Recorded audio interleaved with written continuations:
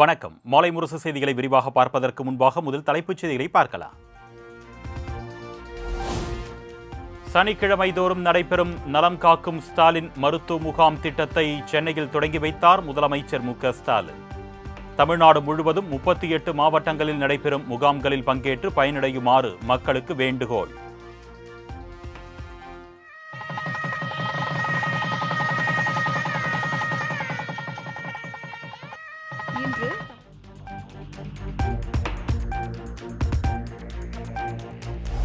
மக்களை சந்தித்தாலே எனது நோயெல்லாம் சரியாகிவிடும் என்று மருத்துவர்களிடம் கூறினேன். நாட்டு மக்களின் நலன்தான் தனது நலன் என்று முதலமைச்சர் மு.க.ஸ்டாலின் நெகிழ்ச்சி.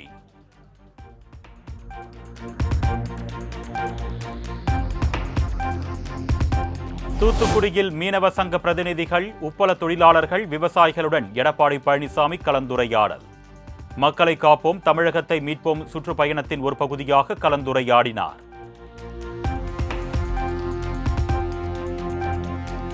தமிழகத்தில் பெண்களுக்கு பாதுகாப்பு இல்லை என்று அதிமுக பொதுச் செயலாளர் எடப்பாடி பழனிசாமி குற்றச்சாட்டு. அதிமுக ஆட்சி வந்தவுடன் கஞ்சா புழக்கத்தை இரும்பு கரம் கொண்டு அடக்குவேன் என்றும் திட்டவட்டம்.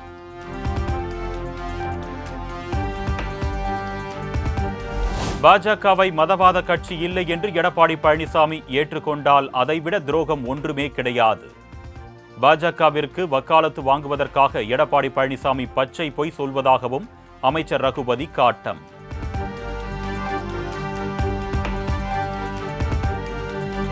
வெளி மாநிலத்தில் இருந்து வாக்காளர்களை இறக்குமதி செய்வதை ஒருபோதும் அனுமதிக்க மாட்டோம் என்று அமைச்சர் ரகுபதி திட்டவட்டம். தமிழ்நாட்டில் பீகார் வாக்காளர்களை சேர்ப்பது தொடர்பான விவகாரம் குறித்து தேர்தல் ஆணையத்தில் முறையிடுவோம் என்றும் பேட்டி.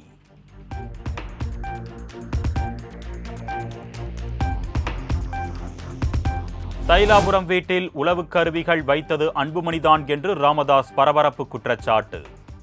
உலகிலேயே தந்தையை வேவு பார்த்த ஒரே மகன் அன்புமணிதான் என்றும் காட்டம்.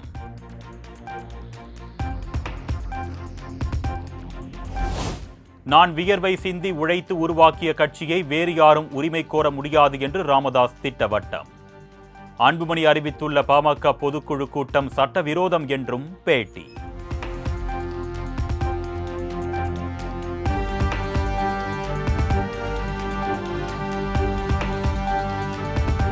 சிறந்த தமிழ் திரைப்படத்திற்கான தேசிய விருது பெறும் பார்க்கிங் படக்குழுவினருக்கு எடப்பாடி பழனிசாமி வாழ்த்து. தேசிய விருது பெறும் இயக்குனர் ராம்குமார், MS பாஸ்கருக்கும் வாழ்த்து தெரிவித்து எக்ஸ் தளத்தில் பதிவு.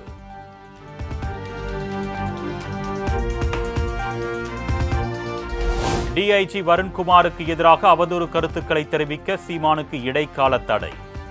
மனுவிற்கு பதிலளிக்க சீமான் தரப்புக்கு உத்தரவிட்டு விசாரணையை அடுத்த வாரத்திற்கு ஒத்திவைத்து சென்னை உயர்நீதிமன்றம் உத்தரவு.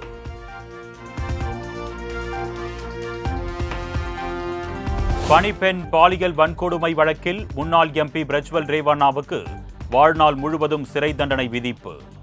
பெங்களூரு சிறப்பு நீதிமன்றம் அதிரடி தீர்ப்பு.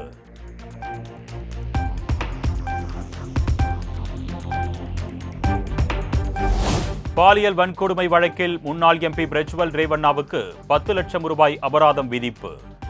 குற்றவாளி என உறுதி செய்யப்பட்ட நிலையில் பெங்களூரு சிறப்பு நீதிமன்றம் உத்தரவு.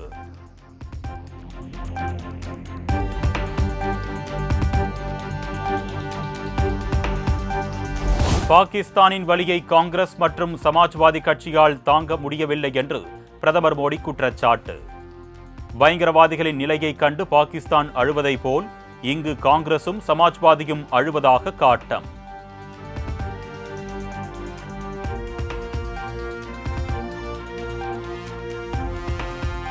ஆபரேஷன் சிந்தூர் மூலம் இந்தியாவின் உள்நாட்டு ஆயுதங்களின் சக்தியை உலகம் கண்டிருப்பதாக பிரதமர் மோடி பெருமிதம்.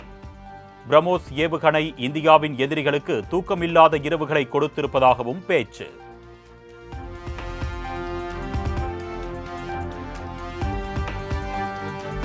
நாடாளுமன்ற தேர்தலில் முறைகேடு நடந்துள்ளதாக மக்களவை எதிர்க்கட்சித் தலைவர் ராகுல் காந்தி பரபரப்பு குற்றச்சாட்டு. தேர்தலில் 15 இடங்கள் குறைவாக பெற்றிருந்தால் மோடி பிரதமராக இருக்க முடியாது என்றும் பேச்சு.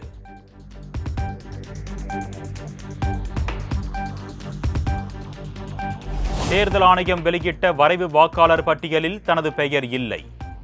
பீகார் மாநில முன்னாள் துணை முதலமைச்சரும் ஆர்ஜேடி தலைவருமான தேஜஸ்வி யாதவ் குற்றச்சாட்டு.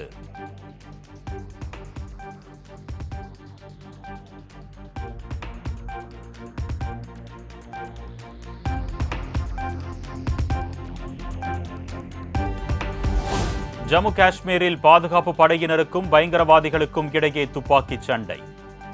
2 தீவிரவாதிகள் என்கவுண்டரில் சுட்டுக் கொல்லப்பட்டதாக தகவல்.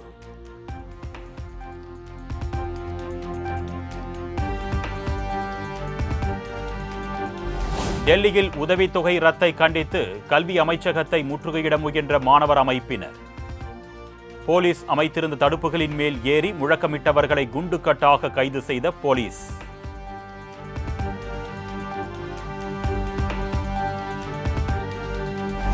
உத்தரப்பிரதேச மாநிலத்தில் பெய்த தொடர் கனமழை காரணமாக உயர்ந்த கங்கை, யமுனை ஆறுகளின் நீர்மட்டம்.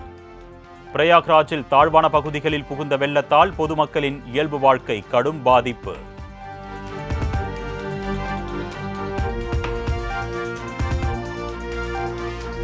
தேனி, தூத்துக்குடி சுற்றுவட்டார பகுதிகளில் பரவலாக மழை. வாட்டி வதைத்த வெயிலுக்கு மத்தியில் பெய்த மழையால் மக்கள் மகிழ்ச்சி.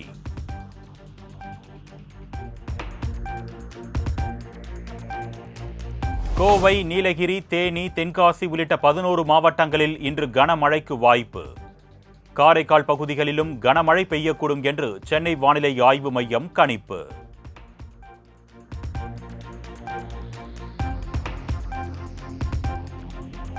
கோவை, நீலகிரி, கடலூர், கள்ளக்குறிச்சி, மயிலாடுதுறை ஆகிய 5 மாவட்டங்களில் நாளையும் நாளை மறுதினமும் மிக கனமழைக்கான ஆரஞ்ச் அலர்ட்.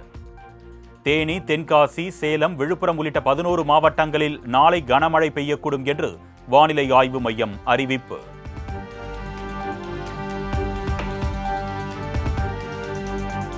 சென்னையில் நடைபெற்ற கூலி படவிழாவில் நடிகர் ரஜினிகாந்த் பங்கேற்பு. கூலி திரைப்படம் குறித்து ரசிகர்களிடம் இருக்கும் அதே எதிர்பார்ப்பு தன்னிடமும் இருப்பதாக பேட்டி.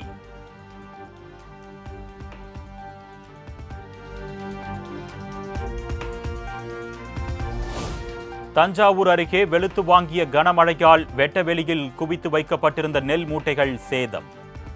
தங்களின் வயிற்றில் அடிப்பதுதான் மாடல் அரசு என்று விவசாயிகள் வேதனை.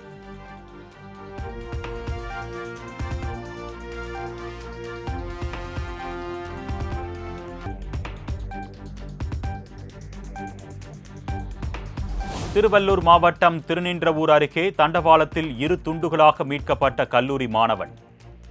கொலை செய்து தண்டவாளத்தில் வீசியிருப்பதாக உறவினர்கள் குற்றச்சாட்டு.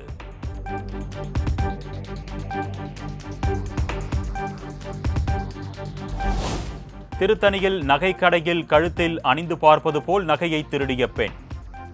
கடை உரிமையாளர் இருக்கும் போதே நகையை திருடும் சிசிடிவி காட்சி.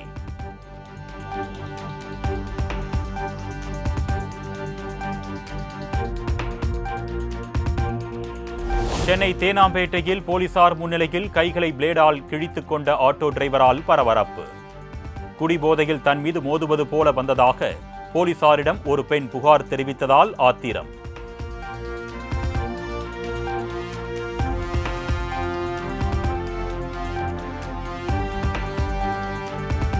குற்றம் சாட்டப்பட்டவர்களுக்கு எதிராக நீதிமன்றங்கள் பிறப்பிக்கும் பிடிவாரண்ட்களை தாமதப்படுத்தாமல் செயல்படுத்த நடவடிக்கை எடுக்க வேண்டும். தமிழ்நாடு காவல்துறைக்கு சென்னை உயர்நீதிமன்றம் உத்தரவு.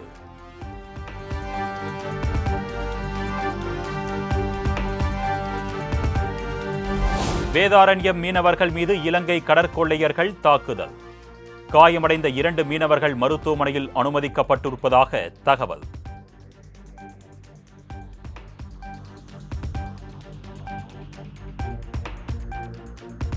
தேனியில் நடைபெற்ற நலம் காக்கும் ஸ்டாலின் மருத்துவ முகாமில் திமுக எம்பி, எம்எல்ஏ இடையே வார்த்தை மோதல். திமுக எம்பி தங்க தமிழ்ச்செல்வனும் திமுக எம்எல்ஏ மகாராஜனும் மேடையிலேயே சண்டையிட்டுக் கொண்டதை கண்டு மக்கள் முகம் சுளிப்பு.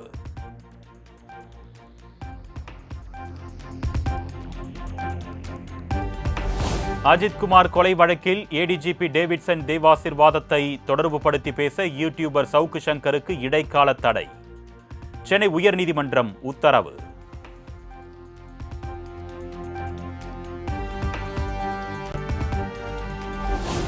மதிமுகவில் உட்கட்சி ஜனநாயகத்தை பாதுகாக்க கோரி மல்லை சத்யா உண்ணாவிரதம். பேரறிஞர் அண்ணா, முன்னாள் முதலமைச்சர் கருணாநிதி ஆகியோரின் நினைவிடத்தில் அஞ்சலி செலுத்திவிட்டு உண்ணாவிரதத்தை தொடங்கினார்.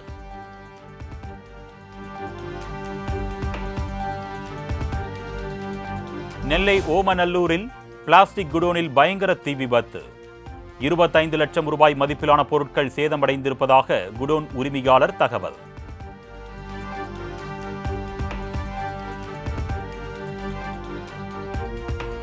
திண்டுக்கல் மாவட்டம் பொன்மாந்துறை அருகே கிணற்றில் தவறி விழுந்து சகோதரிகள் பரிதாப உயிரிழப்பு. வீட்டின் அருகே விளையாடிக் கொண்டிருந்த போது நேர்ந்த சோகம்.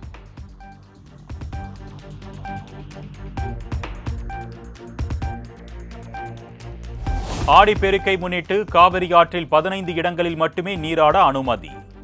சேலம் மாவட்ட காவல் கண்காணிப்பாளர் கௌதம் தகவல்.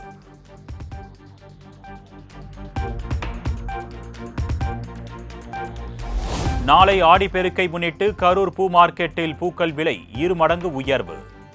மல்லிகைப்பூ கிலோ 900 ரூபாய்க்கும் ஏலம் போனதால் விவசாயிகள் மகிழ்ச்சி.